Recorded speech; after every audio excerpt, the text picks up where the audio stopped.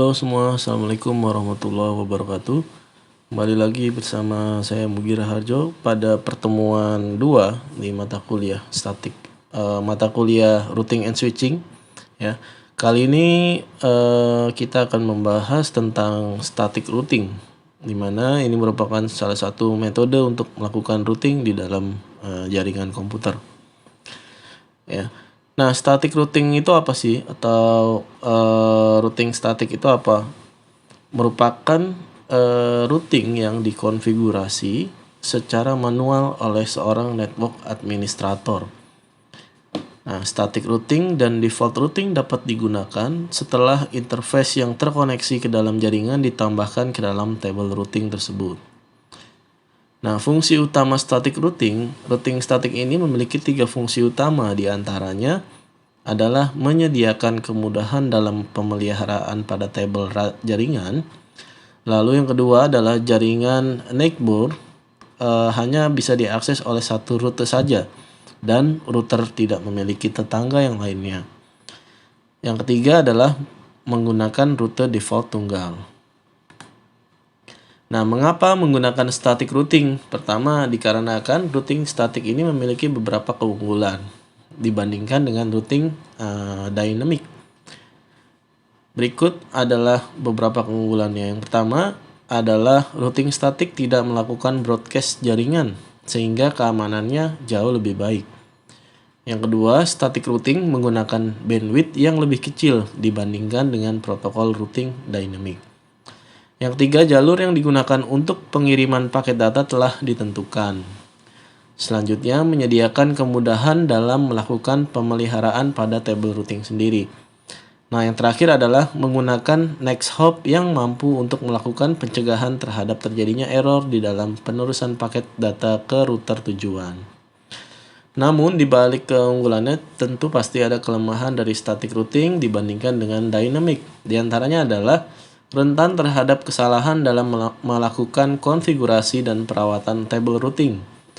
Lalu, routing static juga harus benar-benar memahami si administratornya untuk internet walking dan bagaimana setiap router dapat dihubungkan untuk dapat melakukan konfigurasi yang benar.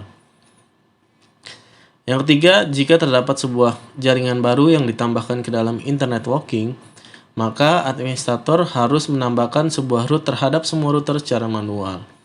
Jadi, routing ini agak cukup rumit ketika digunakan dalam jaringan yang mempunyai banyak router.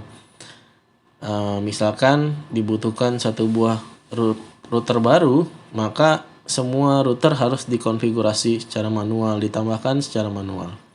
Itu mungkin ada pada dalam bagian efisiensi waktu ya. Nah, berikut adalah perbedaan konfigurasi next hop dengan exit interface. Pertama, model konfigurasi next hop, kelebihannya adalah dapat mencegah terjadinya error dalam meneruskan paket data ke router tujuan apabila router yang akan meneruskan paket memiliki link dengan banyak router. Lalu kekurangan dari next hop sendiri adalah static routing yang menggunakan next hop akan mengalami multiple lookup atau lookup yang berulang. Mungkin saja itu akan menghambat laju kecepatan dari transfer data. Nah, yang selanjutnya penggunaan exit interface. Kelebihannya adalah proses lookup hanya akan terjadi satu kali, karena router akan langsung meneruskan paket ke network tujuan melalui interface yang sesuai pada routing table. Namun kekurangannya akan terjadinya error jika router memiliki banyak link. Nah, selanjutnya adalah perbedaan konfigurasi next hop dengan exit interface. Routing static dengan menggunakan next hop cocok digunakan untuk jaringan multi-access network atau point-to-multipoint. Sedangkan untuk jaringan point-to-point cocok menggunakan exit interface dalam mengkonfigurasi static route. Ketiga, recursive route lookup adalah proses yang terjadi pada routing table untuk menentukan exit interface mana yang akan digunakan ketika akan meneruskan paket ke tujuannya. Jadi antara next hop dan exit interface memang ada kecocokan di antara metode-metode mungkin ya, yang akan digunakan, terutama pada misalkan jaringan routing statik dengan next hop itu cocoknya digunakan dalam jaringan multi access network atau point to multi point. Sementara exit interface dia lebih cocok ke jaringan point to point. Nah, berikut adalah konfigurasi secara default di routing statik. Ya, sangat mudah dengan menambahkan IP root. Ya, lalu ditambahkan di situ IP network beserta mungkin adalah subnet mask dan juga next hop IP-nya jika menggunakan next hop. Nah, berikut contoh lengkapnya routing statik menggunakan next hop. Ya. Untuk melakukan konfigurasi routing statik dapat menggunakan perintah berikut ya, IP root, network mask-nya, lalu next hop IP dan exit interface. Bisa seperti itu. Oke. Nah, jadi kalian perlu mencoba di bagian static routing ini bagaimana sih nanti kalian akan melakukan studi kasus untuk bisa yang namanya adalah melakukan konfigurasi pada router-router yang ada dalam skema ini ya. Jadi tolong kalian siapkan Cisco packet tracernya untuk membuat skema. Oke. Jadi di sini sudah mulai studi kasusnya. Jadi ada 3 buah router. Ya, 3 buah router. Tentunya kita masih menggunakan routing statik di pertemuan ini. Ya. Silakan kalian buatkan skema yang persis seperti ini. Untuk IP-nya bebas, tidak harus sama. Boleh kalian pakai kelas C, kelas B, kelas A, terserah. Yang terpenting kalian mengkonfig IP versi 4 statik dan static routing ya. Nah, silakan ikuti skema seperti ini ya. Nanti ada langkah pertama yaitu di router 1 berikan routing seperti ini dengan IP yang telah dicontohkan atau dengan IP yang kalian inginkan ya.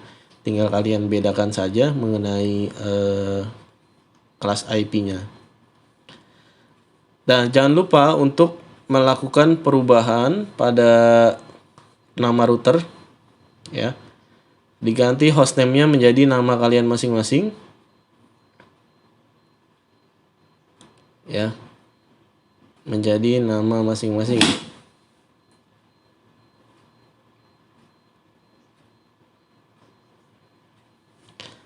Nah, routing 1 diganti dengan nama plus angka 1 di belakangnya. Seperti ini. Nah, langkah kedua adalah konfigurasi pada router 2 dan saya harap juga wajib melakukan penggantian nama pada router ini. Ya. Jadi setiap router harus digantikan dengan nama. Nah, di sini karena dicontohkannya menggunakan serial kabelnya atau portnya, silakan cari router di dalam Cisco Packet Tracer yang menggunakan port serial. Ya. Seperti ini. Oke. Konfigurasi yang dilakukan terhadap R2 adalah mendaftarkan alamat network yang digunakan R1 dan R3. Jadi pada tahap routing ini secara statik setiap router harus mendaftarkan alamat network router yang lainnya. Nah, langkah ketiga konfigurasi dilakukan terhadap R3 mendaftarkan alamat network yang digunakan R1 dan R2. Seperti itu. Dan jangan lupa R3 juga wajib harus diganti hostname ya. Tahu kan caranya? Bisa perintah dengan hostname atau secara GUI langsung diklik aja ada untuk penggantian nama pada bagian router. Ya. Dan nanti jangan lupa dilakukan screenshot terhadap konfigurasi yang telah dilakukan. Nah, langkah keempat kita melakukan verifikasi dengan perintah show IP root pada R1 ya. Boleh juga kalian melakukan show IP route juga di masing-masing router. Ya, setelah itu jangan lupa dilakukan screenshot. Nah, pada langkah kelima, uji konektivitas jaringan untuk memastikan jaringan yang dapat berjalan sesuai kebutuhan. Jadi, uji konektivitas cukup melakukan dengan cara melakukan ping saja ya. Nah, ini juga harus ter-screenshot. Oke.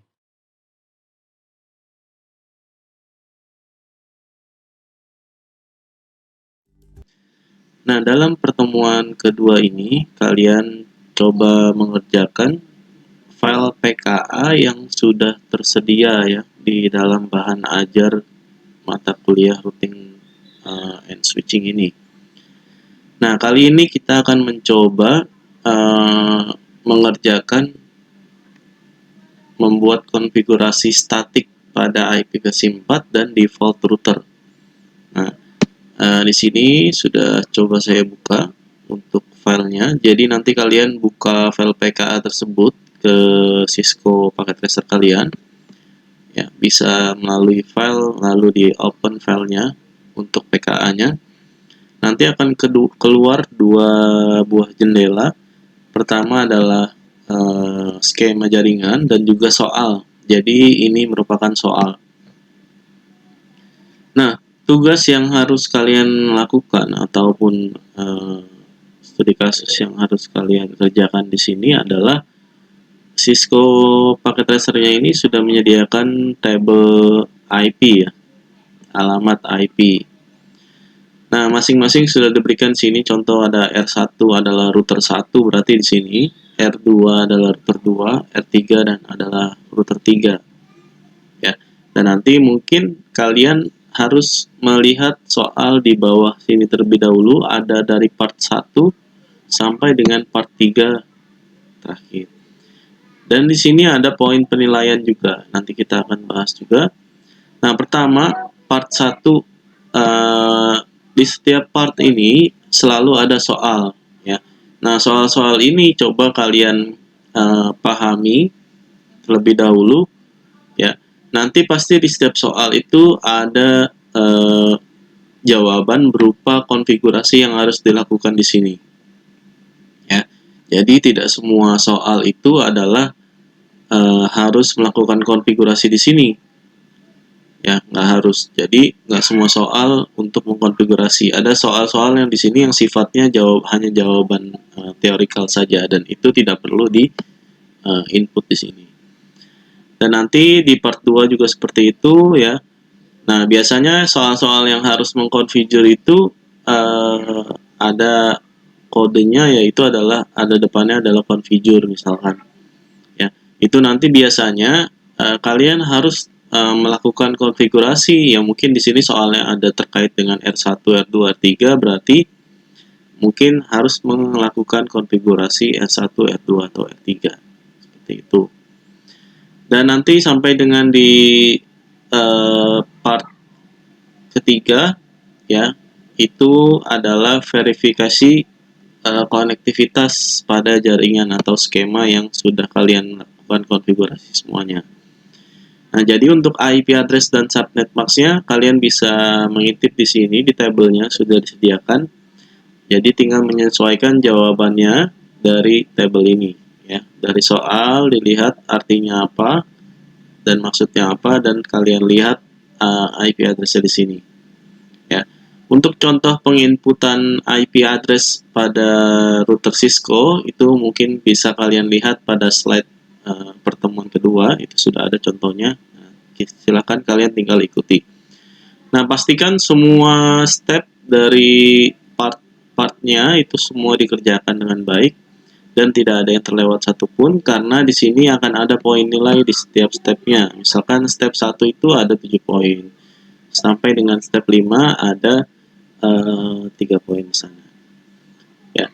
Nanti total skor yang bisa didapatkan maksimal adalah 100. Nah, dosen di kelas kalian nanti akan meminta cek resultnya ya. Ini bisa dikerjakan mungkin menjadi tugas di rumah atau mungkin secara langsung bertatap muka melalui Zoom atau aplikasi lainnya, atau dosen memberikan arahan tugas untuk divideokan dan segala macam, itu nanti tergantung dari dosen kalian di kelas masing-masing, ya. Dan nanti ini adalah hasil dari resultnya yang bisa kalian berikan ke dosen, ya. Nah, skornya di sini 0 karena ini belum kita konfigurasi tadi. Ya, jadi silakan nanti kalian bisa mengerjakan, ya. Dan juga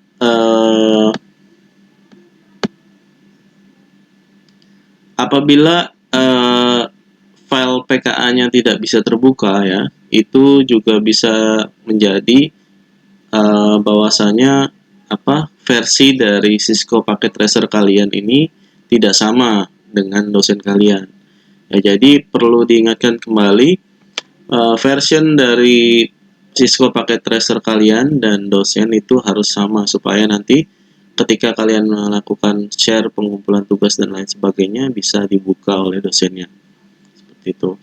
Nah, versi terbaru dari Cisco Packet Tracer yaitu 8.1 ya. Kalian bisa login dengan akun di Cisco Academy kalian, ataupun kalau tidak mempunyai akun Cisco, kalian bisa login sebagai guest dengan maksimal pemakaian 3 bulan, ya, seperti itu. Oke, itu saja informasi terkait dengan tugas pada pertemuan 2 ini, ya, studi kasus yang harus bisa kalian coba, ya, dan nantinya di pertemuan-pertemuan berikutnya pun akan ada studi kasus seperti ini lagi. Baik, terima kasih untuk pertemuan 2 ini. Cukup sekian. Wassalamualaikum warahmatullahi wabarakatuh.